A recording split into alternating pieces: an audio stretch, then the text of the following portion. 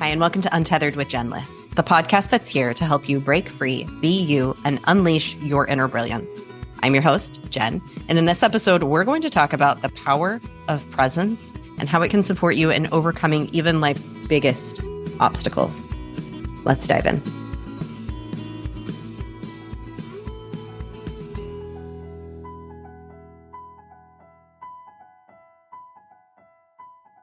Hey there, unicorn. Welcome back to the podcast. Today's episode, we have J.R. Martinez. Now, J.R. is an Army veteran, motivational speaker, actor, and Dancing with the Stars winner. Also, a New York Times bestselling author. He is most of all, and as you're going to hear in this conversation, J.R.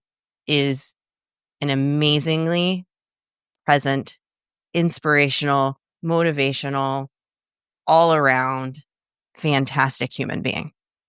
He has been through things that most of us could not even fathom, and he's going to walk us through his story of what happened to him at a mere 19 years of age and where that has led him to where he's at today. And this is one of those conversations that every single one of us, I feel so blessed that this conversation is available to us, that he is on this planet and available to share this conversation with us and to tell us, here is what truly matters. And at the same time, admitting I'm a human being, we're all human beings trying to be on this planet. And we're all moving through things at any moment. And it doesn't matter. The obstacles that you have, they are real. They are very real. Maybe they're not the same obstacles that he has faced, but your obstacles are freaking real. The things that we are dealing with, every human has things. So I hope he helps you to see that even though those are there, even though this might be your current experience, even though you might not be in this moment exactly where you want to be, maybe you feel so tethered right now, this can't just be it. There is something more. There is something different. There is that other door, and you can just keep swimming. Without further ado, welcoming to the podcast, J.R. Martinez. Hi, J.R. Hi, Jen. How you doing? It's so good. It's so freaking fun to have you on here. I'm thrilled to get to meet you, and I know my listeners are going to be so jazzed to get to hear from you today. Well, thank you so much for having me on. It's a blessing to be able to have connection with people and for people to feel like that, they want to share their platform, with me and allow me to connect with them and to connect with the people that listen to you. And so I just appreciate every opportunity. And I think that's one of the things that, I take so seriously in the sense of when I show up in spaces, I show up.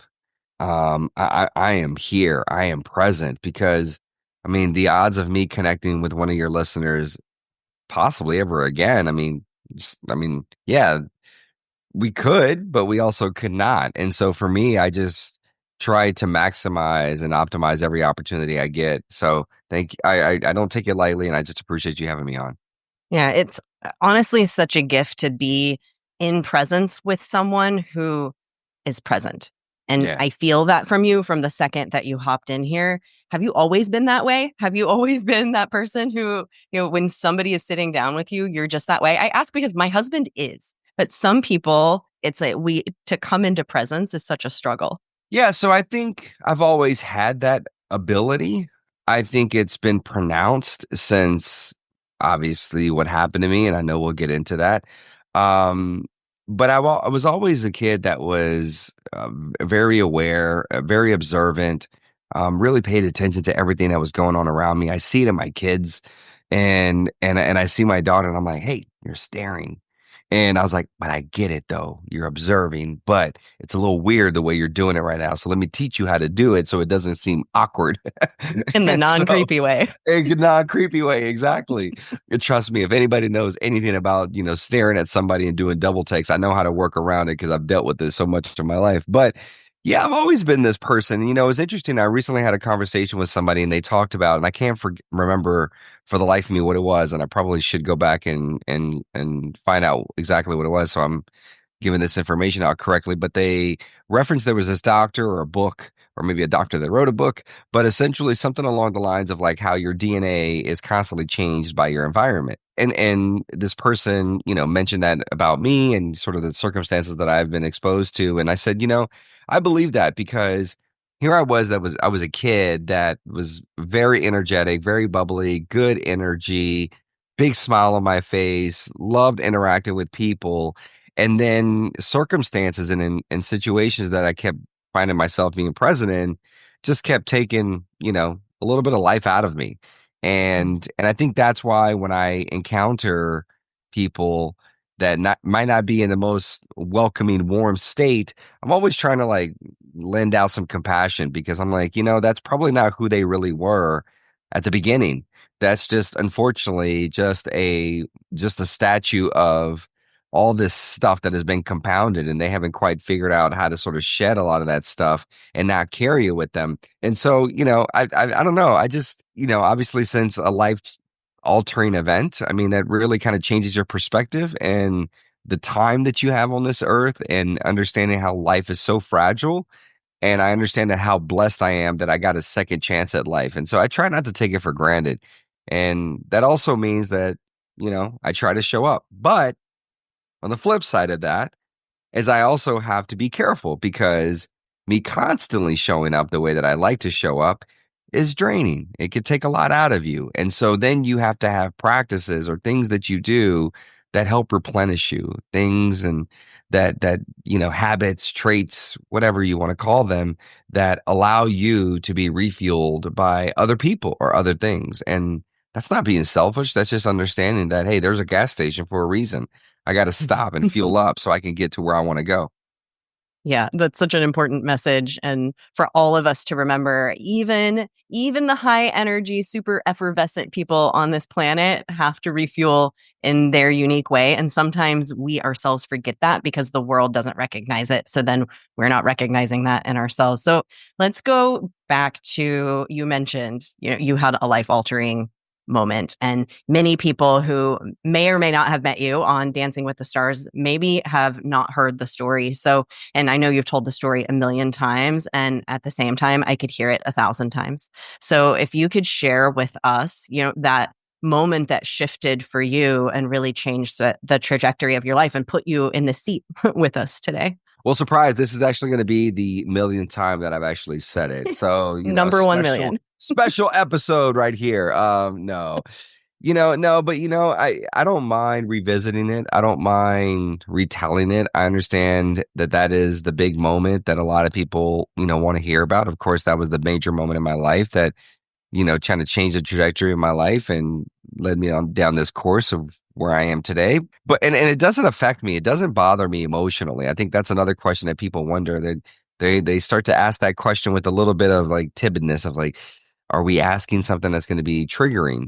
And I'm going to tell you the details of that day and what happened. And I'm going to speak about it as if I'm telling you what I did with my family last weekend. Like it's just that nonchalant matter of fact, like it's just like another thing that happened in my life. And it took me a long time to get to that point where I could take the power away from that incident, from that moment, and actually find ways to control it and change the tone and change the outcome and what comes from it. And so when I look at people and talk about that day, I talk about it as a blessing. I refer to it as that. And what I'm referring to is after high school, I joined the Army and I went to basic training for 3 months, was assigned to my unit. 2 months after getting to my unit, I was deployed to Iraq in 2003.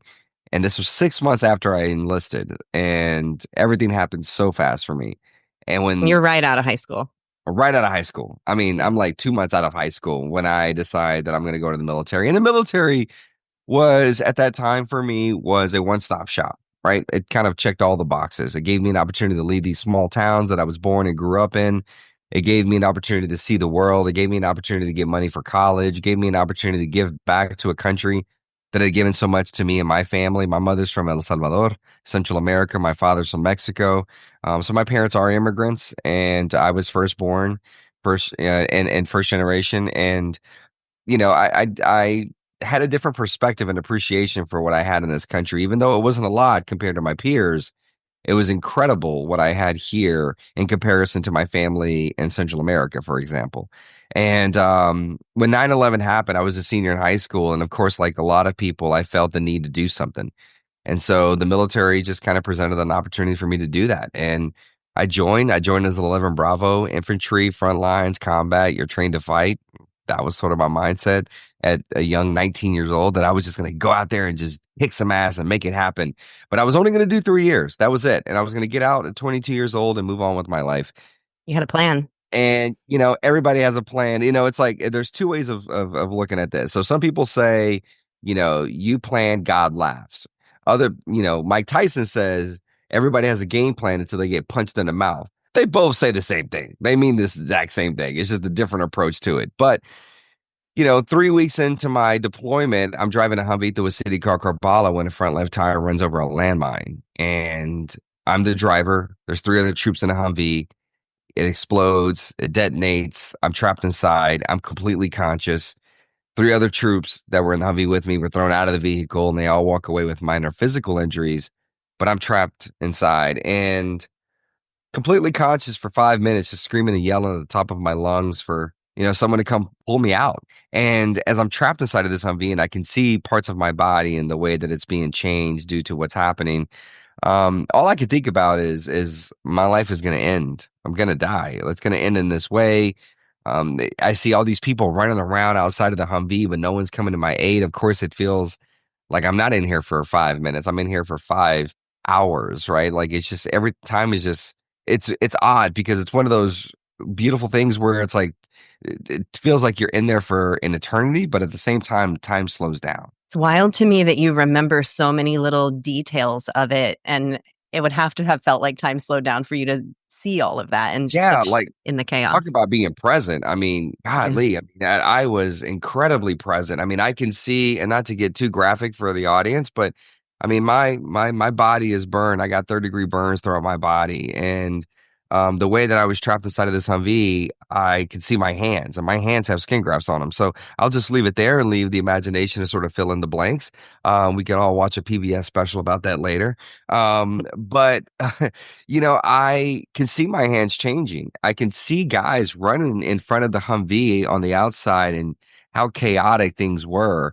I could hear people like yelling, and then of course I could hear myself screaming, and then I can actually hear myself gasping for air. Like, Mhm. so the biggest thing that was threatening whether I was going to survive that incident or not was not the third-degree burns that I sustained, was actually, which is kind of interesting that, now we're in 2024, we're having these conversations about, mental health, or we're having these conversations about the inside wounds, the internal wounds, the invisible wounds. And the biggest thing that was threatening whether I was going to survive or not was the fact that I was inhaling all this smoke from the fire. So my organs, everything on the inside were just sort of filled with smoke. I had a lacerated liver, I had broken ribs. So I'm just gasping for air, trying to survive, not realizing I'm inhaling smoke, which is also doing damage. Throughout the course of those 5 minutes, I had many moments where my eyes got very heavy. And I know a lot of people probably have never been in a car accident where they've had this similar experience, but you can relate to it. Like if you've ever had a moment where you're super tired, so exhausted, you're sitting on the couch or wherever you may be, and your eyes are so heavy and you're fighting it and you're fighting it and you're fighting it. And then eventually the eyes win and you're asleep or your eyes are closed. And I had several of those moments. And every time that my eyes would close, it's just like there was no more noise. Mhm. It was just me and my breath and my thoughts. And I would go down this thought process of thinking like how my mother's worst fear is going to become a reality. I would think about how I'm going to lose my life in this way at this age. And then I would just breathe. And there was no yelling outside of the Humvee. There was no seeing my hands or feeling the pain. It was just me, stillness. And then I would tell myself in those moments of pause, you can't keep your eyes closed, man.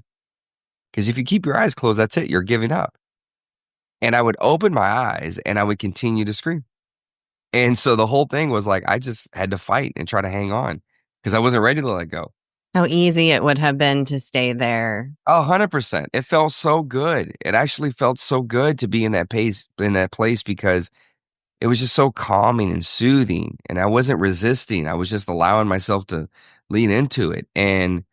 But then I just said to myself, no. And when people ask me how does one develop that ability to do that in that circumstance, and it took me a while to realize it, but when I really paused and reflect on my life, years after the fact, I couldn't help but really identify that all the things that I've been exposed to for the first 19 years of my life as a child had prepared me for that moment, had been conditioning me for that moment.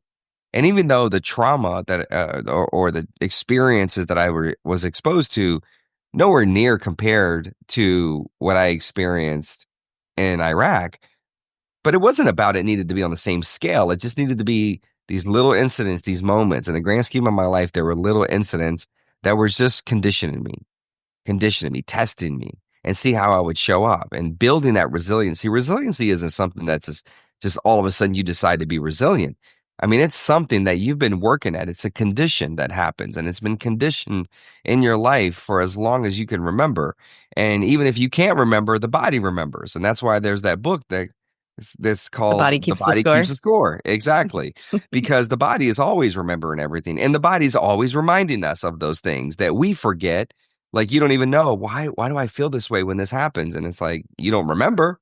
But let me tell you something. If you spend a little bit more time and paid attention to your body and where that feeling surfaces, it'd come to you quick and you'd realize, but the problem is a lot of us in that moment of stillness, we're we're fine with being still in some cases, but what we do with that stillness, what we do in that time, that's what we're not okay with. And so a lot of us will be still and we may ask ourselves, why do I feel this way?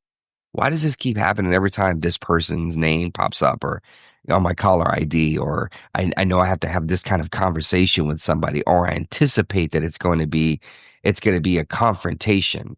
And the reality is it's just going to be a conversation, but your past trauma is triggering you and your body's alarming you and now making you believe that it's going to be a confrontation. And then when you spend the time asking the questions, you come to the conclusion of like, oh, maybe it's because X, Y, and Z. Oh, well, I don't know. I don't want to be honest about that. So no, I'm just going to push it down and just kind of find different ways to be distracted because that's the way we operate and that's what's easy for us, right? At least in the moment, it's easy, not long Yeah. term. It's not sustainable. And so for me, in the mix of being in that Humvee and having multiple moments of stillness and pause, and then just saying to myself, no, I'm not going to give up.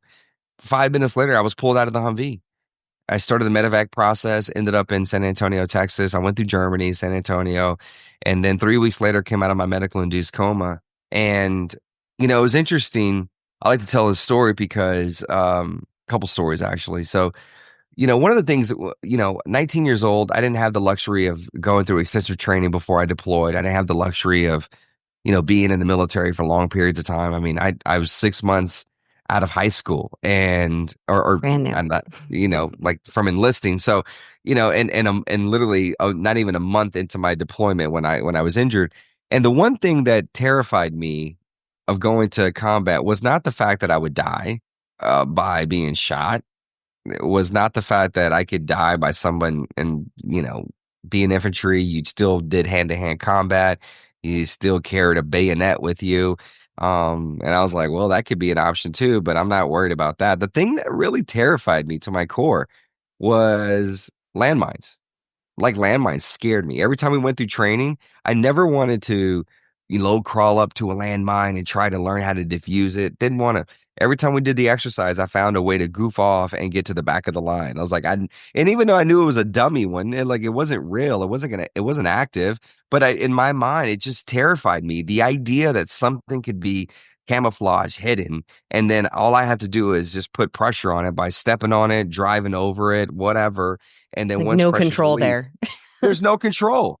Yeah, And it scared the daylights out of me. Well, what is the thing, Jen, that almost took my life? A landmine. of course. And so I say that because that's how fear works, right? Mm. You spend so much time giving that thing that you're so worried about so much power, you're almost like fueling that thing to actually happen versus the way I like to sort of approach things that sort of give me a little that uncomfortable, that uneasy feeling, fear, if you will, is now I focus on one, why do I feel fear? What is it about that situation? And then, as you mentioned, like it's control. Okay, cool. So control is something that I need to work through, right? And I'm not a controlling personality, but there's obviously things that a lot of us like to have control over. We A don't human like to not condition have to grapple control. for control. 100%. So I just sort of learned how to pivot, but also what came from that day. And I've realized this as I started to get into like practice. I went just practice a little bit of it. I'm not traveling around the world and studying under these incredible like teachers or anything, but yoga. And yoga, I started doing this years ago, this yin yoga. And if you're not familiar, yin yoga is mainly like a stretching class. But It's not your also simultaneously mentally miserable to oh me. my god. So I love that you're bringing yin yoga up. So I didn't know this. So somebody's like, yeah, your body's aching, you're traveling, you're doing this, you're doing that. Yeah, you should try yin. And I was like, all right, there's a yin class at my gym, so I'll just go to it. And I went to it, and literally, it sounded like I was in a delivery room. Like everybody was going into labor based on their breath work. It was like, and it was it's one of those You're things like, what's like happening in this room? yeah, exactly. Like all the windows are fogged up, and you're like, oh, and but it was funny because when I went into the class, and the instructor, I love her. I love her spirit. I love her energy. She is such a gift to the community, and she starts off very soft spoken, and she starts off by saying, okay, we're gonna, yin is designed to get into the myofascia, and she's going and giving into this little description, and she says, it's not supposed to be painful, it's going to be uncomfortable. And she's like, and when it's uncomfortable, you just got to connect to your breath and just breathe. And you find yourself in this like twisted lizard, lunge, dump, grabbing your back, ankle, and you're turning into a quad stretch at the same time, grabbing a strap, and I mean, just all sorts of twisted, and you're And just holding this chilling there, pose for 5 minutes. yelling for 3 to 8 minutes, and you're like, and when it gets hard, I started like breathe, okay, like almost like that box breathing, but not holding it because I'm just trying to breathe, and so it's not like this in for two, in for three, hold. No, I don't have time for that. I'm just that's why I said like it's literally like a delivery room, and so, but then I noticed that the more that I did that, practice that, my body would just sort of settle, like I would find myself just sort of getting deeper into the stretch, and my body would just get more relaxed and deeper into the stretch, and then okay, cool, that didn't okay, all right, it feels like I'm settling in now, and I just kept breathing, kept breathing, kept breathing. And it's one of those beautiful things that it through that practice it reminded me that's what I experienced when I was fighting for my life for those 5 minutes, that I was able to close my eyes, connect with my breath, block out all the noise, all the chaos that was happening inside of the Humvee and outside of the Humvee, and just connect with myself. And honestly, that's one of the things that I still do till this day. I don't do a traditional meditation. Like I'm a little too busy in the head to sit down and do that. And I applaud the people that can. I'm more of like which is probably some people would probably be like, yeah, but that's still not good, JR. Like I'm more of like let me go for a walk meditation. No podcast, no music, no calls, maybe not even the dog, just myself. Let me just take a drive, and let me just, let me go sit in the park. Let me go sit I love coffee. I'm gonna go sit in the coffee shop, and I'm just gonna sit there, and I'm just gonna watch, and I'm just gonna observe, and I'm gonna see what people are doing. And I You're find being your myself creepy little your daughter. my creepy little self. Yeah, being that, Your yeah. And creepy little so self. yeah, and so I'm sure there's stories out there like, that guy that was on Dancing? Oh my God, he was like staring at me the other day. And I'm like, listen, I mean, I'm sure you were fly as hell, but I was staring because there was something you were doing that was really inspiring to me. And that's literally what it is. And I think a big reason I do that is because in my most difficult stages of my recovery, when I couldn't figure out the answers in my own space, meaning in my own space of my head, in my own space physically where I was, in my I was gonna say my house where I lived while I recovered, but it really wasn't a house. It was like the barracks and, a little room, like a dorm in a sense. I was like, wherever space that I lived in, the answers weren't there. And so I needed to get out of that space and I would just put myself out into the world. I would literally just like, and there's a clip of me where I did an interview a long time ago and I talked about how I just like, I would be in my room crying and just mad and resentful and bitter about my reality because, and I'm getting ahead of myself and forgive me, but, I had already kind of come to this conclusion that, hey, I think I want to do this speaking thing. I think I want to use my life and my story to help other people. And this is about a year after I was injured. But even though I'd go out and put on a good front, because I did feel that way in that moment, something would trigger me. And I'd go back and in that safe space by myself and I would cry and I would write and I would just cry and I would write and I would angrily write and I would angry cry. And again, those answers aren't there in that space. That space is just where I feel safe to let those emotions out. And so what I would do is I would just literally just take a deep breath, wipe my tears, open the door and just walk outside. It's like you were giving yourself the yin yoga. You were giving yourself that moment to release and to be with it a little bit. That was my question for you, JR, because that turnaround is pretty damn fast. Like you had this traumatic, life-changing experience, and then it's like a year later, you're moving outward. And I'm curious about that. You were journaling, you were processing, you were in it. Whereas, some people it might take them their entire lives to move past this. Do you have any insight for somebody? Because it's like the untethering that so many of us are experiencing, like it can take some people never get there. Some people get to the end of their lives. Most people get to the end of their life and say, I didn't live it on my terms. I didn't become what I had hoped I could become or what I could have become or live that life. And you've done it and you're doing it and you had that turnaround so fast. So I'm curious if you have any insight there. So growing up, being born and raised in small towns, small population, I remember feeling so isolated as a kid, not feeling like I had like a space where I felt like I could be accepted, like I had my people, like I just felt so isolated and didn't have real connection outside of my home. And I remember I would say to myself, like, this can't be it. Like, this can't be it. Like this, like I would watch TV and movies like anybody else, and and you're like, there's a whole world out there. This can't be it. This can't. Like, listen, I love a small town. Like, I can appreciate it now, at this stage of my life. But then I'm like, no, this can't be it. Like, there's a whole world out there. There's a whole world I want to be part of. Like, no, this can't be it. And I would just constantly tell myself like that, this can't be it. There's more out there. And that would be sort of the basis of how what I would operate from.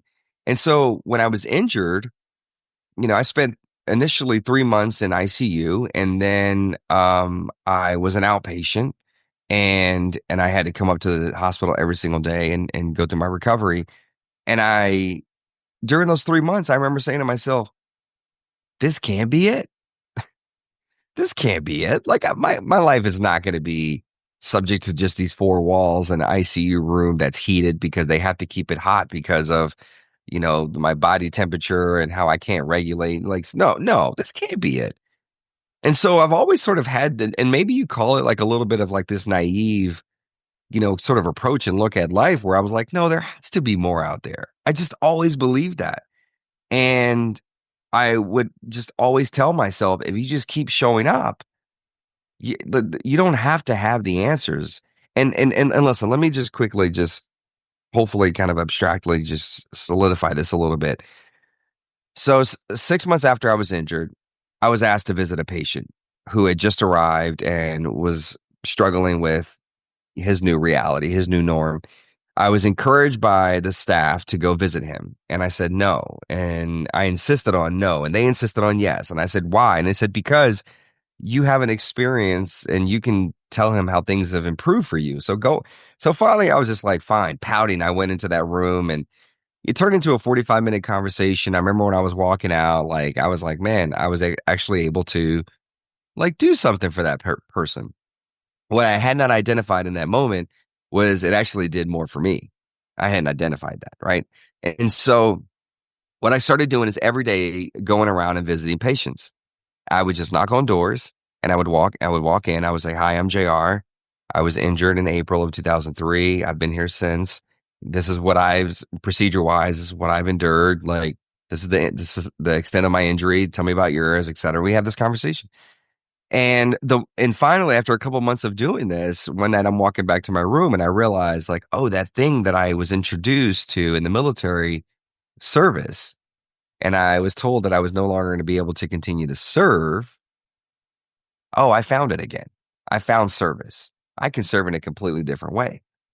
And I was like, okay, that's the thing that's inspiring me. That's the thing that's keeping me going. Then I started having local news in San Antonio reach out and wanted to interview me, or me and other troops, but they were putting me up to the forefront a lot. And, people were constantly like, they would see the news and see the segment, and people would write and people would call and people would say, "Hey, just like that kid," and whatever. And I was 20. And then I remember doing like a 60 minutes interview 8 months after I was injured, and all the feedback that came from that. And then a year later, I remember just getting frustrated because I thought to myself, a lot of these families and these troops they're being assisted medically, but you're not having to incur those costs. But a lot of them come from two home incomes, right? Like, and now that person, that spouse or that mother or that father, has to quit their job to come and be a caregiver to be with them. Well, now where's that income coming from? So people are falling behind, and I would hear these conversations every time I'd visit patients. So I became infuriated, got involved with the nonprofit, started doing press to raise awareness and hopefully raise some money and kind of help a lot of these patients. I got interviewed by Oprah, a year after I was injured. And all that, all that is what kept solidifying. My whole approach to life was just keep showing up. This can't be it. Keep showing up. And if you just keep showing up, even if you don't have the answers, you just keep showing up, you will find the answer. And that has been the way that I've lived my life for 40 years on this earth. That's my approach. I don't have to know the answer. I don't have to be in control, but I just have to keep showing up. Now, I have to know what's important to me, what values. I have to understand if something serves me, if it's not going to serve me. I have to have that. But at the end of the day, I don't have to have all the answers. I just got to be willing to put myself in a space. And if I'm willing to do that, everything else will take care of itself. And I think that's the thing is that we struggle with is that, we're in a space that we're in, like a room, and we see the door that we entered the room through, but we try to exit the room and that door is no longer available to open. It's locked, but there's the door on the other side of the room that's completely wide open. And you're like, I can get out of this dark room if I just went through that door. But you're But like, we just nah, keep trying the handle on the other yeah, one. nah, that's not the way I came in this room. I don't know what's over there, but I know what's on the other side of this door. And so we're so damn stubborn that we're just still trying to open up this damn door. We're going to spend all our energy on trying to change this, not having realistic expectations. And that applies to relationships, that applies to employment, where you're working, what you're doing. I mean, that applies to and I say relationships not only with your partner and with your kids, with your friends, with your colleagues, where we're constantly trying to change other people. And what we have to realize is like, what do I need to change? If I'm the one in the dark room right now and that door is wide open, no, but that's not what I want. Maybe that's what you need. And so what I did is when I found myself in these dark rooms, these dark spaces, I would just see an opportunity, a door, a window, and I would just say, "The hell with it! I'm just going to go through it." And literally, my life is like the Forrest Gump approach. Like I'm just okay, fine. Oh, you're gonna go do speaking? Okay, I'll try that. Okay, you're gonna go be an actor? Oh, okay, I'll try that. Okay, you're gonna go do dancing? Okay, cool, I'll try that. Won't you write a book? Oh, okay, I'll try that. Like I mean, just hey, like I remember doing an interview on a radio show when I was promoting my book when I lived in LA, and a couple of weeks after, they called me and they're like, "Hey, would JR be open to doing like a special guest host? Our normal host is going to be out." And I was like, "Oh, that's fascinating." And my publicist was the one that approached me, and I said, "Well, how long is the show?" And she said 3 hours. I was like, "Hell no, I'm not doing a radio show for 3 hours." Like, no. And I thought about it, and I was like, "Just gonna do it." And I showed up for 3 hours, had a great Was it conversation. fun? Oh, What came of that? They offered me my own Sunday night slot for me to have a 2 hour show, and I had a radio show in LA for 2 hours where it was just like I never would have found that ability or honestly that passion that I actually enjoyed it had I not just showed up. And so, I mean, listen, that's a 45-minute answer to your question that probably should have been condensed down to 7 minutes. But nonetheless, I think that's the key is that, I just have been telling myself this can't be it. There has to be more. And I just keep showing up. it feels, you said Forrest Gump, which feels so true. I was thinking Dory, because when you talk about that naivety, she's just, I just keep swimming, just keep swimming, just keep Yep. swimming. And she Yep. ends up finding her way. And, she's not bothered by all of the, well, what ifs, and not trying all the doors. She just keeps swimming and just keeps trying things. And there is something to being okay with being naive, and Yeah. being okay with letting yourself experience wonder. And, it's like sometimes I think people think they could even look at me and my approach to life and what I do. I do a lot of what you do. I'm like, what sounds fun right now? Okay, I'm emceeing an event for the very first time this week. So I was like, what sounds kind of fun? And I put it out into the universe, and a friend was like, hey, Jen, will you MC my event? Like, of course it just Yeah. drops in when you do. Uh, but it's like it requires us to let go of that sense of control and to just let ourselves be in that state of what might it be like if. But I used to think, I'll be honest, I used to think that might have indicated that there was something wrong with me because I Yeah. wasn't Well, being because cynical. we're I was a real conditioned. cynical kid. Yeah, we're conditioned to Yeah. think differently, right? Like, I mean, think about it. When you approach a child, and all adults are guilty of this. You approach a child and you're like, "Hi, what's your name? Oh, how old are you? Oh, what do you want to be when you grow up?" Like, it's like there's so many other things we can Let me ask put that that child. responsibility on your shoulder. Yeah, but immediately we're like, "What are you gonna do with your life? You have to have it figured out." Yeah. And that child's like throwing out the craziest thing, that they don't, at that stage of life, they don't know.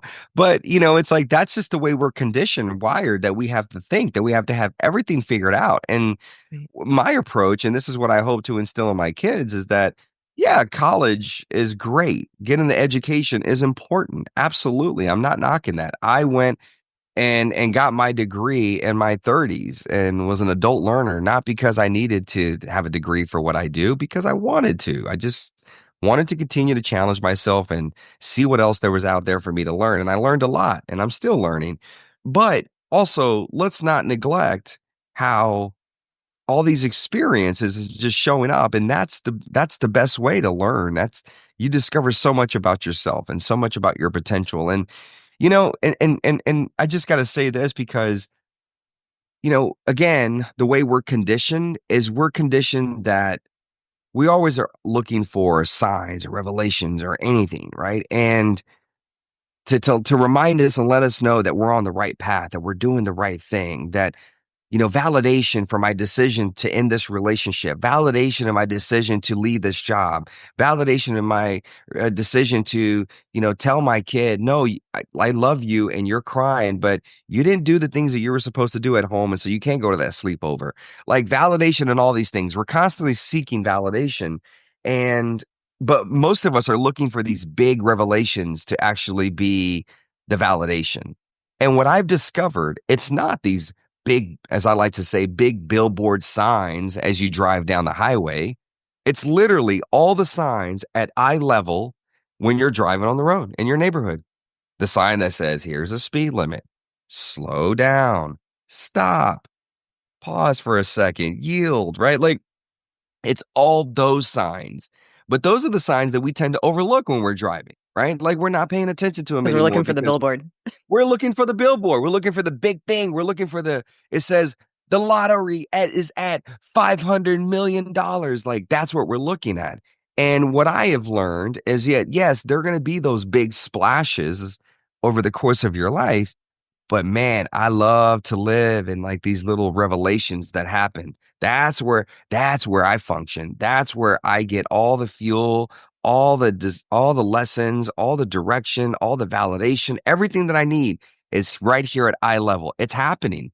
And so early on, and I'll just recap.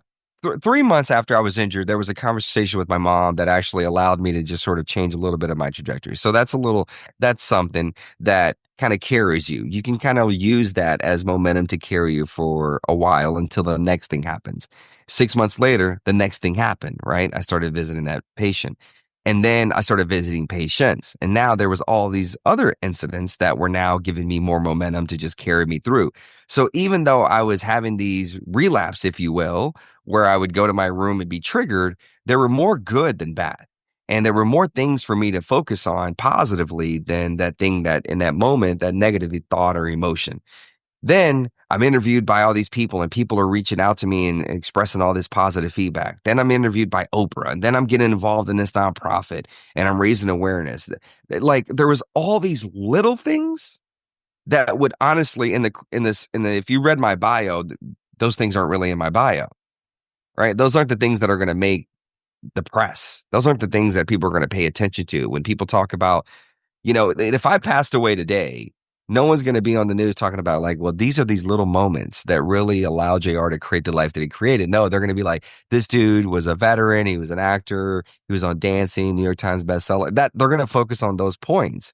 And so I'm here to just sort of break it down and allow people to understand that even despite all those big splashes that I've experienced in my career, I still focus and pay attention to those little things, those little moments of validations. And I still experience them to this day where I'll encounter. I mean, there was a guy the other day, I spoke at an event. I live in Austin, Texas, and I spoke at an event. And as I was at a restaurant and I'm leaving this restaurant at night, and there's this couple that is sitting in this little courtyard right outside the door of the restaurant. And as I'm walking out and I have to pass them to go to the parking garage, the guy, he starts walking towards me. Now, I don't know about you, Jen, but me, my mind went to like, what's this dude gonna want? Like, what's this dude gonna ask me for? Like, right? I just had a great speaking engagement, a great connection with people, and now I'm sitting here. The dude comes up to me and he's like, hey, excuse me, would you mind taking a photo of me and my girlfriend? And I was like, oh, my guy, You're like, of look at my course, ego all of hopping up course, and man. getting. So man, I'm like, let me give you the best like photo shoot I can give you, right? And so I'm taking all these photos, and I thought I took some good photos, and I was like showing him, and he's like, "Can you just do one more?" And I was like, "Yeah, sure." And I wasn't irritated. I was like, "Yeah, no big deal." I said, "Well, let's just change the angle then. Let's get you over here, just mix it up, get you a little variety." So I take it, and I notice he's the way he's standing in front of her, and I'm like, "Wait a minute." And so I'm like sitting there taking photos, and then I see him reach in his pocket. And I was like, oh shit. So I on his phone, I click it over to video because I'm like, is he? And sure enough, he Oh, proposes to her. And I catch this moment. And I'm like, congrats. And so I give him the phone. Best wishes for the both of you. And I start walking away and I'm like, that's crazy. But then I was like, I'm going to come back. So I come back and I'm like, can I take a selfie with you guys?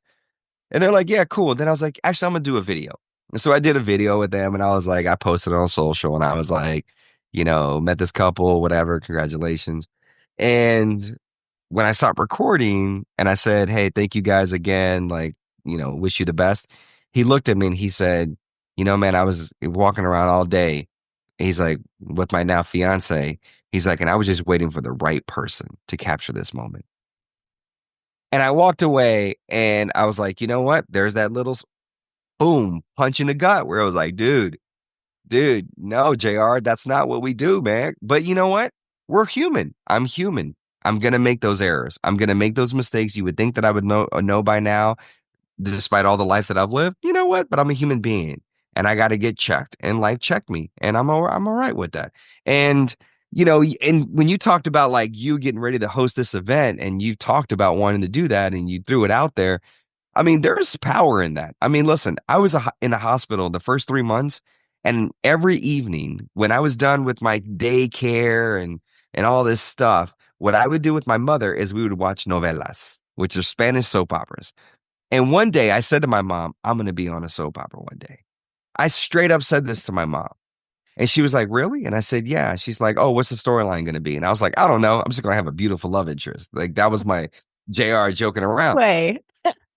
Find out 5 years later, I get an email to audition to become an actor on All My Children. And it was supposed to be 3 months. It turned into 3 years of me being on that show. Here's the art of paying attention to the signs. While I was on All My Children, we would do these fan events, and it would be me with all these other big actors in daytime television. And I remember specifically being at one of these events, and all the fans are there, and they're asking everybody a question. And I'm not getting a lot of questions because, I'm the new guy on the scene. And so finally, somebody said to me, JR, question. They're like, we see your personality, like, you're this type of personality is cool, cool, cool. Would you ever consider being on Dancing with the Stars? And that was the first time I'd ever heard it. And I was just like, Did you I was dance? like, no, I mean, I goofed around, but it wasn't anything Yeah. like where it was like, oh, that dude could dance. Like I had rhythm. And so I was kind of like, I was like, oh, yeah, yeah, yeah. Just kind of threw it out. They entertained it. Fast forward 2011, All My Children announces they're going to cancel later that year. I'm getting a flood of emails and texts from friends and people. And they're like, what are you going to do next? And then one person's like, hey, whatever happened with that dancing thing? And I was like, why does this keep coming up? And so, sure enough, I went and asked somebody what they thought about that. And they were like, oh my God, you would be perfect. We're going to make an introduction. So I went and had the meeting, led to me going on Dancing with the Stars. And so the point is like you talked about wanting to like, what's next for me? And man, this would be fun to do. And you got to throw that stuff out into the world. I mean, it works both ways. They're like you could throw bad shit out in the world and be prepared because those things can come to fruition as well if you're throwing enough of that out there. But if you throw the good stuff out there as well, like the wildest thing. I was in a hospital fighting for my life, learning how to walk again, and I'm throwing out I'm going to be on TV. A guy with this type of scarring on a show with all these beautiful people, and I'm going to be on that show. Like, and it happened. Like, I mean, I'm just telling you, like, you have to believe and you have to just say, this can't be it. This moment can't be it. This is only part of the story. This isn't the entire story. And I still have an opportunity to write it. And I'm not the only example of that. There are so many examples of people that have done such incredible things with their life despite whatever adversity they've been faced with.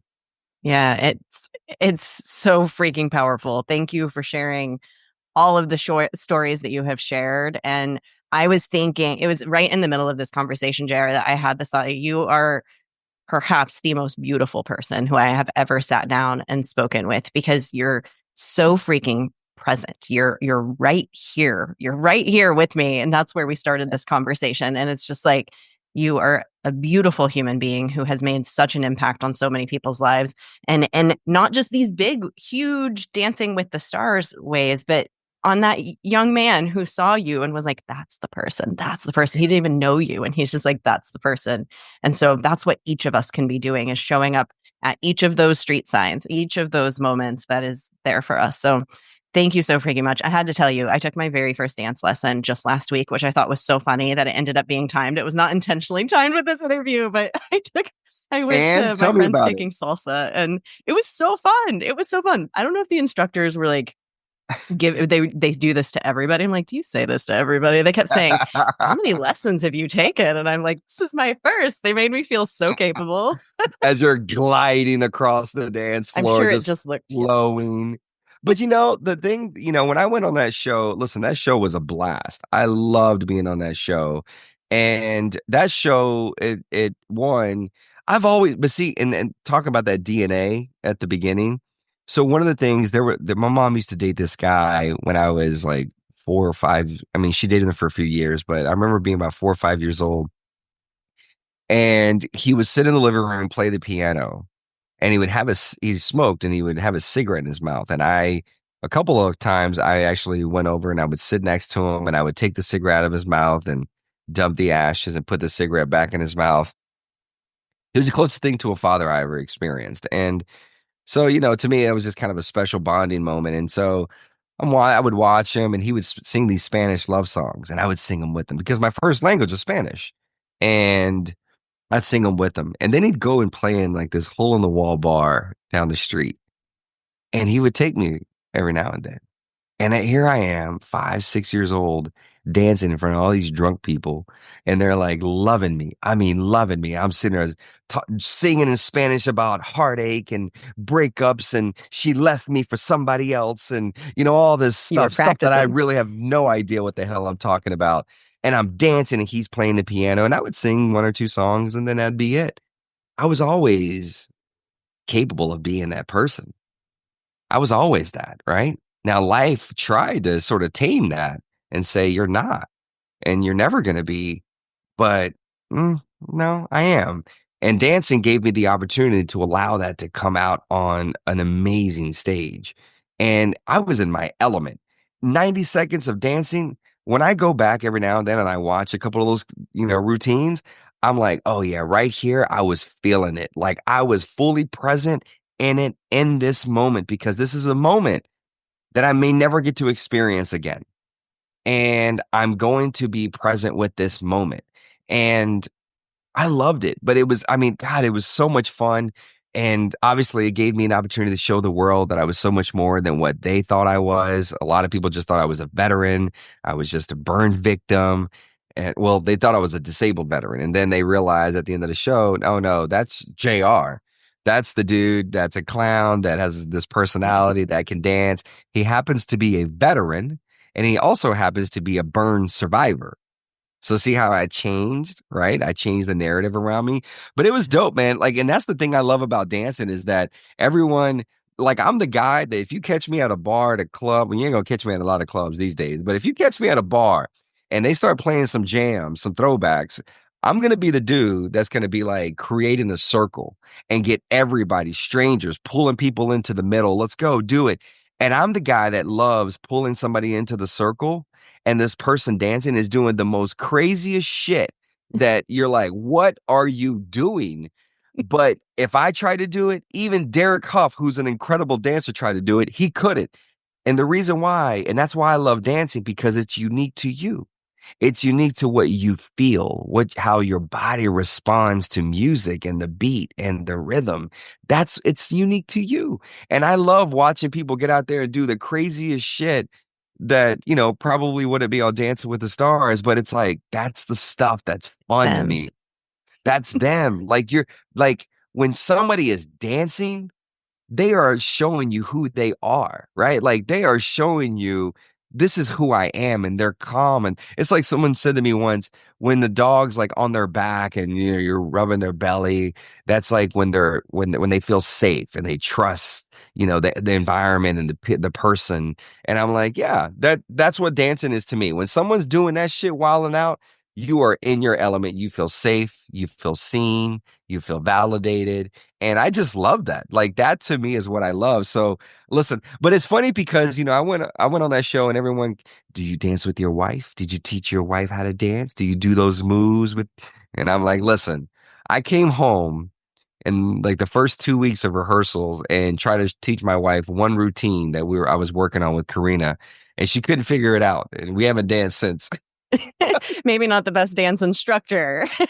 Maybe it was me. Maybe it wasn't her. Maybe it was me. And that is fair. Listen, after I was on dancing, so I started doing all these speaking engagements and people would strategically be like, "Hey, so JR, you're going to come and speak at the event, but we have Jen who also takes, dance classes, and so we're going to have her introduce you and maybe when you walk on stage, maybe you guys could do a little something something." So at first I was like, yeah, I'll entertain it. Like it's cute. Like I'm the dancing champion. Like what, this can't be bad, right? And I realized pretty quickly that you would do something that looked completely legit. And I didn't know what the hell I was doing on stage. And it literally looked like a seventh grade dance. So awkward, so weird. And I told my team, I was like, hey, cut that out. Or I'm not going to do that anymore. It actually doesn't look that good on stage. And then people were like, well, can you dip me for a photo? And I was like, yeah, sure, I can do that. Like, I know how to dip. And so I remember one time dipping this lady and I dropped her. And I was Oh like, no. well, that's the end of that. Not dipping anybody anymore. But it's funny because like people have this misconception that when you go on that show, that I could just show up anywhere with anybody and just start dancing. And that's not true. Like, Yeah. you're taught very specific steps, a choreographed routine.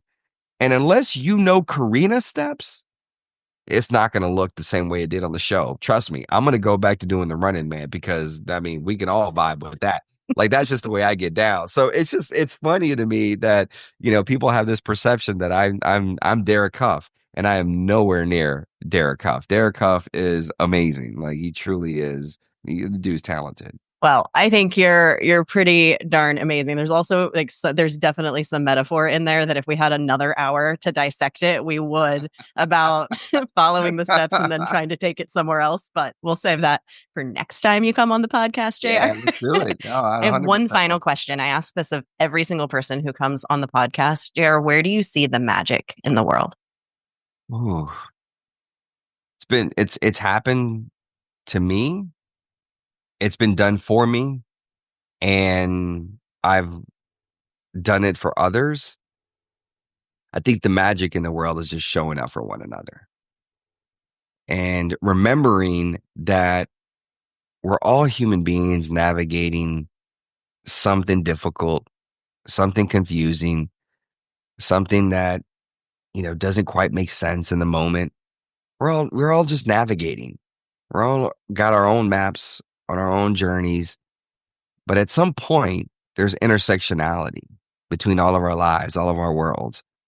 And in that moment, when you find yourself at that intersection with another human being, it's important to just show up for each other because you never know what you might give one another that's going to help you get to the next intersection. And there was plenty points in my life when people never showed up for me. And then there was stages in my life where so many people showed up for me. And I know what it did for me. It allowed me to get to this point in my life where 3 years after 3 years in a hospital, listen, I was for the next 2 years out of the military, I was drinking, I was angry, I was not happy. And it took one person really showing up for me. And he allowed the JR to come back.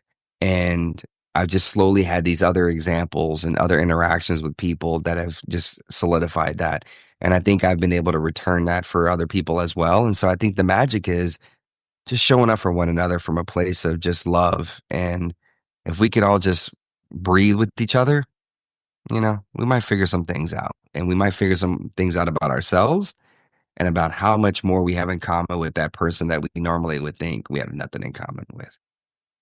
It's beautiful. Thank you so much for showing up for us today and for being here. I'm a breath worker, by the way. So when you talk about breathing, I'm like, Oh, yeah, I'm right up your alley there. Yes, right we up my love alley. that. Okay, Yes, we where love can it. people see you showing up on social media? Where can they best connect with you? Yeah, so listen, I'm on all the platforms. LinkedIn, Instagram, Facebook. I don't really do the TikTok thing as much. But I am on social media. I am JR Martinez, or you can hit up my website, jrmartinez.com. I mean, listen, I always say, once your listeners, see or listen to this episode, if there's anything they feel inclined, they want to share, give some feedback, you know how to find me, and I encourage and I welcome all of it. So thank you so much for creating this platform, for creating this space, and for sharing an hour of your audience, with me. I really appreciate it. It was a great conversation. I enjoyed it. Yeah, so glad to have you here. Thank you so much. Oh my freaking goodness. JR, thank you so much for coming on the podcast and sharing everything that you shared. So good. I can't wait to dive in this week's Thursday thread. So stay tuned for that. We're going to pull out a nugget of this conversation, go a little bit deeper, and we will end that conversation as we always do on Thursdays with a moment of breath work, which we also talked about. Thanks so much, JR, for calling out breath work as something that is genuinely so important when we talk about the idea of presence and being in the present moment. We could hear it in his story. That was really what saved him, was his ability to be present when his eyes were closing, his ability to be present even in the pain, his ability to be present with every conversation that he had with every veteran who he was speaking with. Everything has led him, those moments with his mom in his hospital room where they were watching the novellas. Everything has led to this point, and it's that ability to really be there. Wherever you are, be there.